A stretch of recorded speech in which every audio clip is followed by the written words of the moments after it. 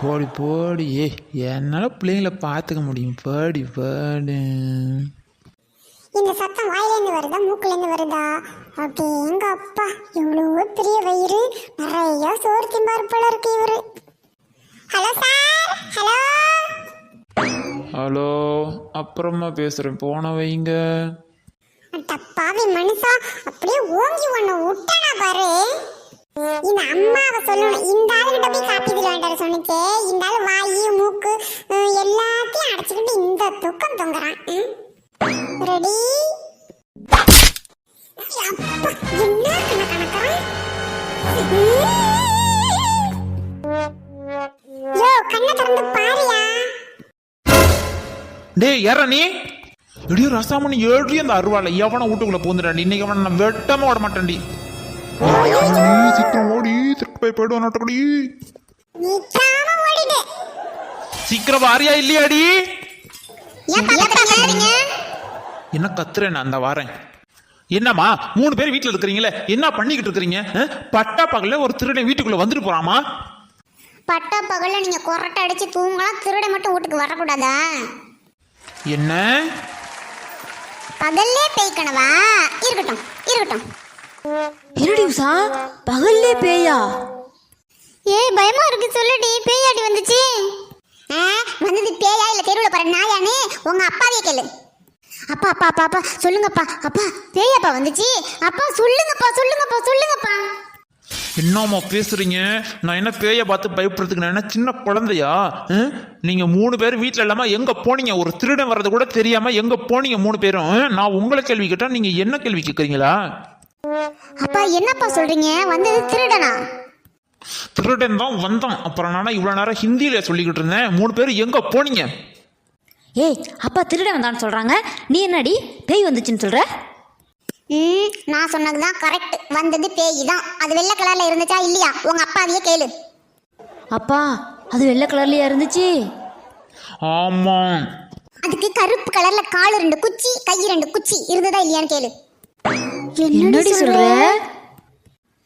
அப்பா ஆமா இருந்துச்சு.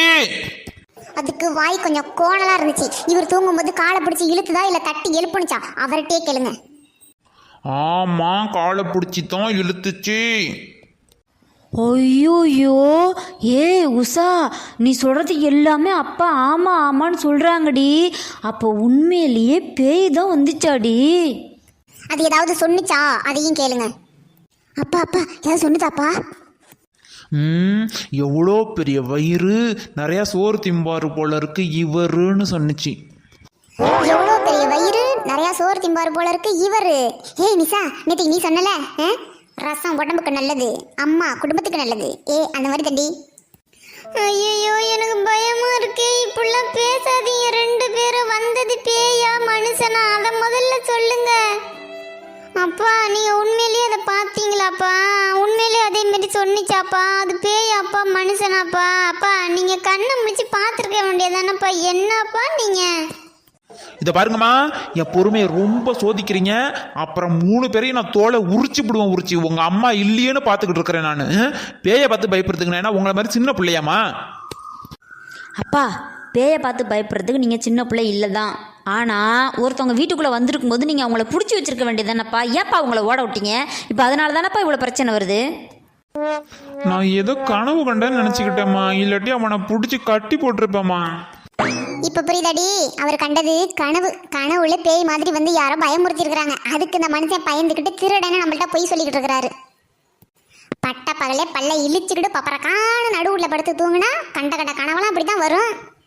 இதை பாருமா உஷா, நீ பேசுறது சுத்தமா நல்லாவே இல்லை. கொஞ்சம் கூட அப்பாங்கிற மரியாதை இல்லாம நீ பேசிக்கிட்டு இருக்கிற. நான் திருடனை தான் பார்த்தேன். உங்க அம்மாவை கூப்பிட்டு அருவாளை எடுத்துட்டு வாடின்னு சொன்னேன். அதுக்குள்ள அவன் ஓடி விட்டான் தெரியுமா?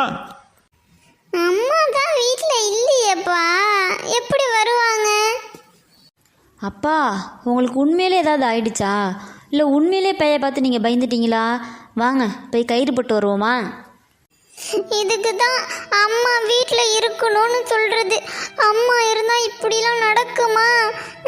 வெள்ளை கலர்ல என்னம்மா பார்த்தேன்னு அவ சொல்றா, இவர் திருடன்னு சொல்றாரு. அம்மா இருந்தா இந்நேரம் அவனை உரிச்சு எடுத்திருப்பாங்க தெரியுமா? பேயா இருந்தாலும் திருடனா இருந்தாலும். போங்கப்பா, நீங்க தூங்கி விட்டு எங்களை பயமுறுத்துட்டீங்க. அம்மாவையும் கூட்டு வர மாட்டேங்கிறீங்க. இந்த பாரு நிசா, அழுவாத. நான் திருடனை தான் பார்த்தேன். அடுத்த தடவை வந்தாலும் அவனை கட்டி போட்டு உரின்னு உரிச்சு எடுத்துடுறேன். சரியா? நீங்கள் பயப்படாதீங்க, நான் பார்த்துக்கிறேன். நீங்கள் போங்க. யாரு நாங்க பயப்படுறோமா? தூக்கத்துல ஏறிய பார்த்துட்டு பேய் நினைச்சு பயந்துட்டு கத்தி கூச்சல் போட்டு நாங்க பாட்டு விளையாண்டுக்கிட்டு இருந்தவங்களெல்லாம் கூப்பிட்டுட்டு இப்போ என்னடா நாங்க பயப்படுறோமா? நான் திருடனை தான் பார்த்தேன். அப்ப அவனை அங்கேயே கட்டி போட்டு வெளுத்து கட்ட வேண்டியதானே? அதுக்குள்ள அவன் ஓடிட்டான். சாக்கு சொல்லாதீங்க. உங்களுக்கு பயமா இருந்ததுன்னா எங்களை கூப்பிட வேண்டியதானே? நான் அவனை உரிச்சு எடுத்திருப்பேன்ல. அடுத்த தடவை அந்த திருடன் வரட்டும், உன்னை ஃபஸ்ட்டு கூப்பிட்றேன். அவனை நீ உரிச்சு எடுக்கிறியா இல்லை பிரிச்சு எடுக்கிறியான்னு நான் பார்க்குறேன். இப்போ போய் விளையாடுற வேலையை பாருங்க, போங்க. ஐயோ, இந்த குடும்பத்துக்கு இதே பொழப்பாட்டது. போங்கன்னு சொல்லிட்டு அவரு போறாரு. இதே மாதிரி தான் நேற்றுக்கு இவ்வளவு செஞ்சான். அடச்சே, அழுவுறத நிப்பாட்டு. ஏய், நான் பேசாம இருந்தேன், என்ன எல்லாரும் சேர்ந்து பயமுறுத்திட்டீங்கடி. ஏய், இப்போ அம்மா எங்க இருப்பாங்க? என்ன பண்ணிக்கிட்டு இருப்பாங்கடி? உன் கூட தானே நானும் இருக்கேன். எனக்கு எப்படி தெரியும்? அம்மாவுக்கு தான் தெரியும். அம்மா, என் பிள்ளைங்க சோறு தின்னுச்சா என்னமோ ஏதோ தெரியல. என்னதான் பிள்ளைங்களை நினைச்சு கவலைப்பட்டாலும் அந்த ஆளு பேசின பேச்சுக்கு வீட்டு பக்கம் அடி எடுத்து வைக்க கூடாது. அவர் பெத்த பிள்ளைங்கள அவர் பார்த்துக்குவாரு. நம்ம ஏதாச்சும் வாழ்க்கையில சாதிச்சுட்டு தான் அந்த ஆளு மூஞ்சில முழிக்கணும். கொஞ்சம் நஞ்ச பேச்சா பேசினா அந்த ஆளு சோறு தானடி ஆக்குற, என்னால் சோறு ஆக்கி போட்டுக்க முடியும் அப்படின்னு பேசினால சோறு ஆக்கி பார்த்தாதான் அந்த அருமை என்னன்னு அந்த ஆளுக்கும் புரியும். நம்ம அந்த பக்கம் எட்டி பார்க்கவே கூடாது. ஆக்கி பார்க்கட்டும், அப்போ தானே தெரியும். ஒரு சனி ஞாயிறு லீவு கிடையாது, தீபாவளி பொங்கல் லீவு கிடையாது, ஒரு உடம்பு சரியில்லாட்டி லீவு கிடையாது, ஒரு போனஸ் கிடையாது, ஒரு இன்க்ரிமெண்ட் கிடையாது, ஒரு பிஎஃப் கிடையாது. எந்த ஒரு முன்னேற்றமுமே இல்லாமல் டெய்லி நம்ம சுமூகமாக செய்கிற ஒரு வேலையை அந்த ஆள் எவ்வளோ ஈஸியாக பேசினா அதே வேலையை அந்த ஆள் செஞ்சு பார்த்தாதான் அந்த அருமை என்னன்னு அவருக்கு தெரியும். எங்களை மாதிரி பொம்பளைங்க அருமை அந்த புருஷனுங்களுக்கு தெரியவே மாட்டேங்குது. இவனுங்கள்ட்ட பெருசாக நாங்கள் என்னத்தை எதிர்பார்த்துட்டோம்? ஒன்றும் கிடையாது. பாசமாக 4 வார்த்தை பேசினாலே போதும். அதை பேசுறதுக்கு இவனுங்க படுத்துகிற பாடும். யோயோயோ, நாட்டில் என்னமோ இவனுங்க தான் உலகமாக உத்தம நாட்டமும், இவனுங்களை கட்டிக்கிலாட்டி நம்ம எங்கேயும் சாணியில் போயிருப்போங்கிற மாதிரியும் கொஞ்சம் நெஞ்ச பேச்சா பேசுகிறானுங்க.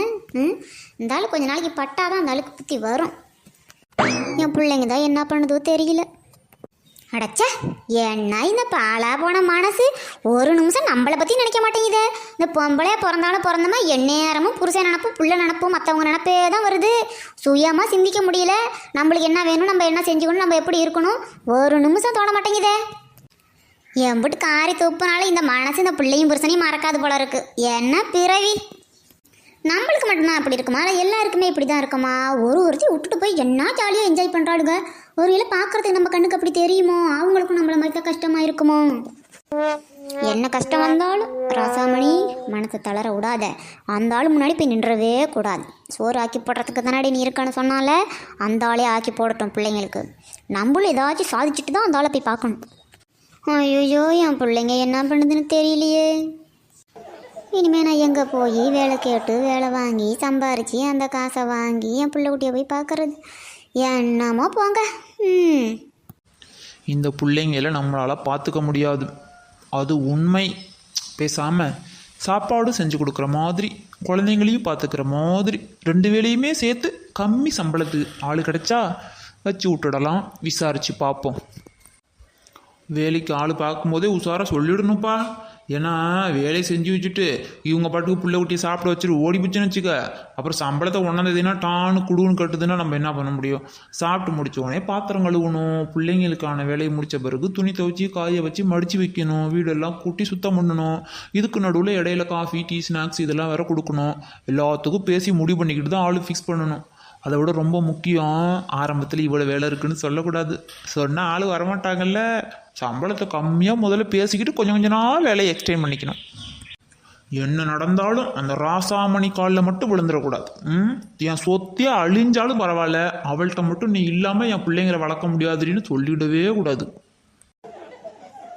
ஆஹா, இவ என்ன இங்கே நிற்கிறா, இவன் முன்னாடி நம்ம சந்தோஷமாக இருக்கிற மாதிரி காட்டிக்கணும். இங்கே தான் நிற்கிறானா இந்த ஆள்? இந்த புள்ள குட்டி எப்படி இருக்குன்னு ஒரு வார்த்தை கேட்கலாமா? இந்த ஆள் நல்லா தான் இருக்கான் குத்துக்கல்லாட்டம். பிள்ளைங்களை பற்றி கேட்கலாமான்னு தான் யோசனையாக இருக்குது. இருக்கட்டும், இந்த ஆள் முன்னாடி நம்ம நல்லா சிரிச்ச முஞ்சா கெத்தாக இருக்கணும். ஹாப்பி இன்று முதல் ஹாப்பி. இன்றைக்கு ஏன் இந்த ஆனந்தமே, இன்பத்தில் ஆடுது என் மனமே. அடையப்பா பாரு, நாங்களும் பண்ணுவோம்.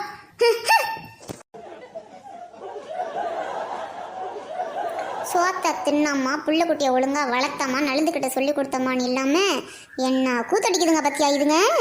எங்கத்தான் போய் இது முடியுதுன்னு பார்ப்போம்.